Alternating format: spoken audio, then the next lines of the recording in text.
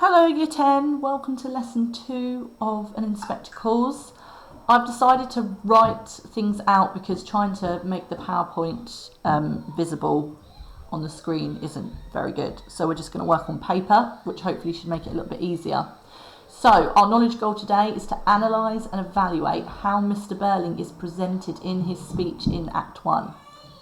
So our vocabulary for today is capitalism. So I'd like you to write down what is capitalism and then think about how Mr Birling has been presented as a capitalist so far in the play.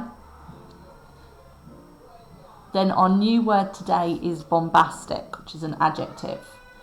Now, someone who is bombastic is basically Mr Birling, and we're going to see how Mr Birling is presented as bombastic today in his speech. So it describes something that sounds... need a little S there, that sounds important but has a little meaning, so there's little substance to it. Someone who's very pompous, and again often describes someone who is very self-important. So I want you to think why Priestley might present a capitalist character, Mr Birling, as bombastic. How might that link to Priestley's socialist intentions? Okay, so pause the video and answer those questions. So remember, capitalism is where the means of production and wealth is owned by the individual for individual profit.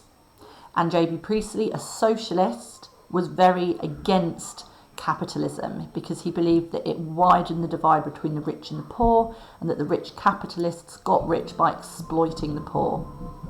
So Mr Birling so far has been presented as a capitalist. He's a big business owner. We know that he is a friendly rival to Gerald's company, Crofts Limited. And he is very much about his own gain and his own profit and his own status. Okay? So we're going to have a look now at Mr Birling's speech. And again, if you need a copy of the play, it's really important that you contact me. I have to say I haven't had any emails so far from any of you, so it's really important that you email me to let me know if you need a copy. Okay, so just going to read Mr Birling's speech and we're going to think about how he's presented in it.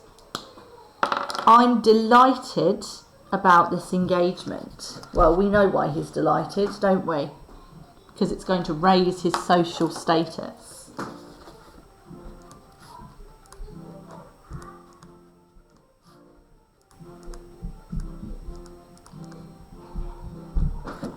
And I hope it won't be too long before you're married. And I want to say this.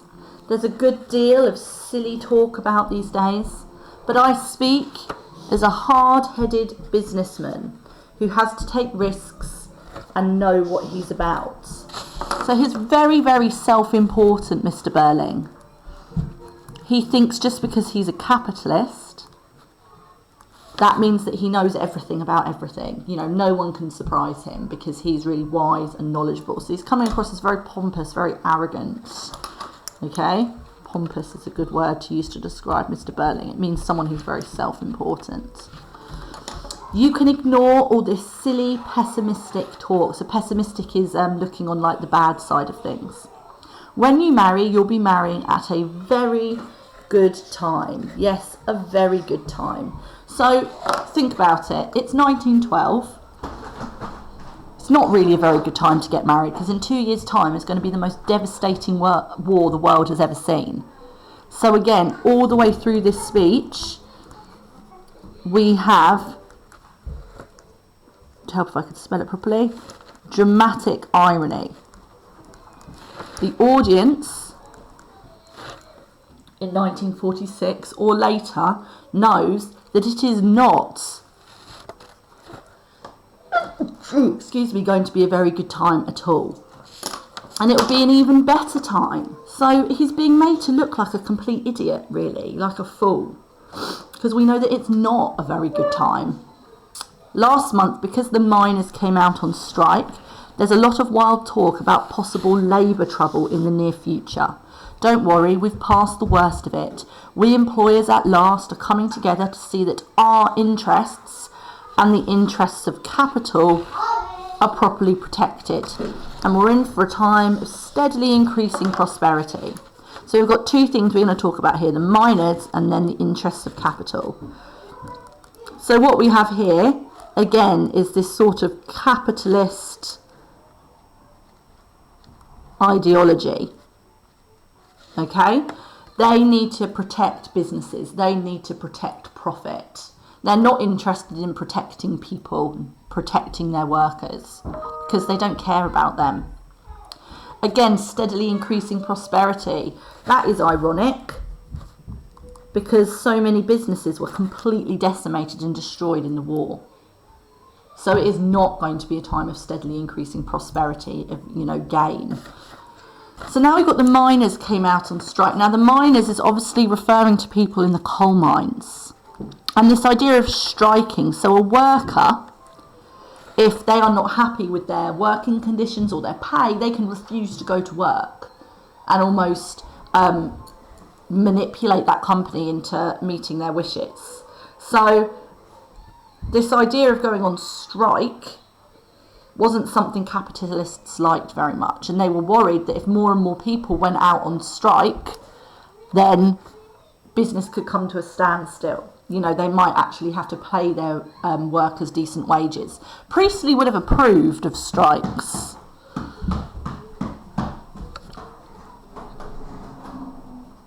So this is the sort of thing he thought the poor should do. Again, like William Blake, who was writing, a long time before Priestley, wanted the people to rise up and change. In him, vote for the Labour Party. The Labour Party will create trade unions, they'll protect your jobs, they'll make sure you get paid a fair wage, they will support you, the workers, the working class. And remember, this is a piece of political propaganda. We are supposed to be converted from our capitalist ideology to a socialist one. Okay, so far, Mr Birling is looking like a complete fool, who's completely arrogant and pompous and doesn't know what he's talking about. So, Gerald says, I believe you're right, sir.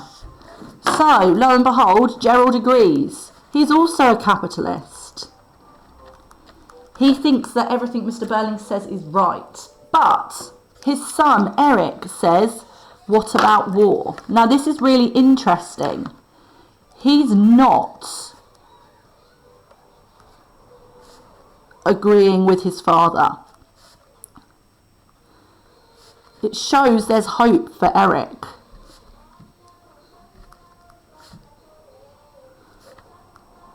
Okay, there's hope for him. He doesn't necessarily believe the same sort of nonsense that his father, even though he's been brought up by him. Glad you mentioned it, Eric, I'm coming to that. Just because the Kaiser, so that's obviously who rules the Germans, made a speech or two, or a few German officers have had too much to drink and begin talking nonsense. Keep talking there. You'll hear some people say that war's inevitable. And to that I say, fiddlesticks. The Germans don't want war. Nobody wants war except some half-civilised folks in the Balkans. And why? There's too much at stake these days. Everything to lose and nothing to gain by war. Now, if you are someone who has possibly lived through World War I and World War II, you are not going to be feeling very favourable towards Mr Birling here. You are not going to be thinking, this is a good guy. This is a guy that knows what he's talking about. You're going to be angry. You're going to dislike him. He's a fool. He's dislikable. Just putting my socks on. He is not somebody Priestley wants us to like, because remember, Birling represents capitalism and we're not supposed to like capitalism. He uses fiddlesticks, a really, flippant, silly word. Almost like he's diminishing the importance of war. So again, the dramatic irony of an audience in 1946. And he's so sure of himself.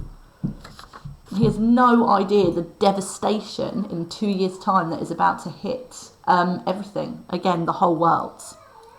Eric says, yes, I know, but still, So again, we see this idea of him disagreeing with his father. He's not comfortable with what Mr Birling is saying, so Priestley's hinting, just like he's done with Sheila not agreeing with what Mrs Birling says about these misogynistic comments about women just having to put up with how they're treated by their husbands. We see that the younger generation, there is some hope. Okay, so we'll look at his next little bit. Just let me finish, Eric. You've a lot to learn yet. So it's very patronising towards his son. You know, oh, you don't know, you've got a lot to learn. I'm talking as a hard-headed, practical man of business. So, again, Priestley's reminding us, as if we could forget, that he's a capitalist. He thinks just because he's a capitalist, he knows everything. And I say there isn't a chance of war. So he's coming right out and saying war will not happen. The world's developing so fast that it'll make war impossible. Look at the progress we're making. In a year or two, we'll have aeroplanes that will be able to go anywhere. Yes, all the easier to make war completely devastating and drop bombs on everybody. And look at the way the automobile's making headway. Bigger and faster all the time. And then ships. Why, a friend of mine went over this new liner out last week. The Titanic. She sails next week. 46,800 tonnes. New York in 5 days, and every luxury, and unsinkable. Absolutely unsinkable. That's what you've got to keep your eye on. Facts like that. Now, again, we know that the Titanic was one of the greatest disasters. And if, you know, you're stuck with what to do, stuck at home, try and see if you can get hold of the film Titanic. Okay, not only to, you know, possibly swoon ladies at Leonardo DiCaprio, but because actually in terms of social class, it will give you a lot of contextual information about the rich and the poor. So that may well be worth watching while you're at home. So the Titanic was one of the greatest disasters, and who was it that suffered the most? The working class and the poor were the ones who suffered. They were the ones predominantly who died. They were the ones who were trapped downstairs at the bottom of a sinking ship so the rich could get to the lifeboats.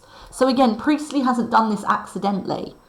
He's not only wanting to continue with this idea that Mr Birling is a fool, he's pompous, he's self-important, he's a capitalist, which means that he thinks he knows everything. He's wanting to, again, use the Titanic to show that the way the rich treat the poor and view the poor is completely wrong. So that's what you've got to keep your eye on. Facts like that, progress like that. Not a few German officers talking nonsense and a few scaremongerers here making a fuss about nothing. Now you 3 young people just listen to this and remember what I'm telling you now. In 20 or 30 years' time, let's say in 1940, right smack bam in the middle of World War II, you may be giving a little party like this. Your son or daughter might be getting engaged, and I tell you, by that time, you'll be living in a world that will have forgotten all these capital versus labour agitations and all these silly little war scares. There'll be peace and prosperity and rapid progress everywhere, except, of course, in Russia, which will always be behindhand naturally. So, Priestley, again, is being very clever and emotionally manipulative here. We know that the audience in 1946 would have suffered, again, devastation in World War II. If anyone is getting engaged in the 1940s, they would not have forgotten all of the, you know, miners' strikes, the rise of trade unions, all of the troubles that happened there. They would not have forgotten the wars. There will not be peace and prosperity. There will, in fact, be the total opposite. The world has to pick itself up off the ground and really try and repair itself from the devastation of both wars. So he's been presented as a complete fool. So Mrs Birling says, Arthur! And as Mrs Birling shows signs of interrupting, yes, my dear, I know I'm talking too much. But you youngsters, just remember what I said. So again, patronising, arrogant. We can't let these Bernard Shaws and H.G. Wells do all the talking. Now these were socialist writers. Okay, Bernard Shaw and H.G. Wells were both socialist writers. We hard-headed practical businessmen must say something sometime, and we don't guess, we've had experience, and we know. So again, incredibly arrogant. And we can tell that he looks down on people like Bernard Shaw and H.G. Wells.